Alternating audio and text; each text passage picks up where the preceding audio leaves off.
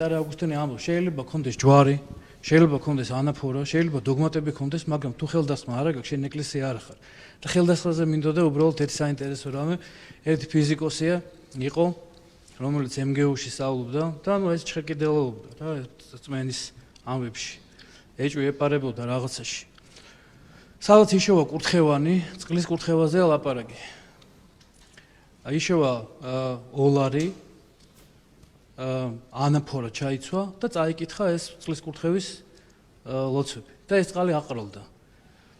და შემდეგ მივხვდა რომ ესე იგი აქ მთავარი ყოფილა ხელდასხმა. იმიტომ რომ ყველაფერი გააკეთა ის, რასაც აკეთეს მღვდელი რა, მაგრამ ის გაფუჭდა მაინც და ესე იგი ხელდასხმა რომელიც მოციქულებიდან გადამოეცემა საიდუმლოებით მადლი მიენიჭება სამყაროს. და ეს ხელდასხმა შეინარჩუნა მხოლოდ მართლმადიდებლურმა ეკლესიამ. და ამ ხელდასხმით აღესრულება სასწაული კი არ არის თვითმიზანი.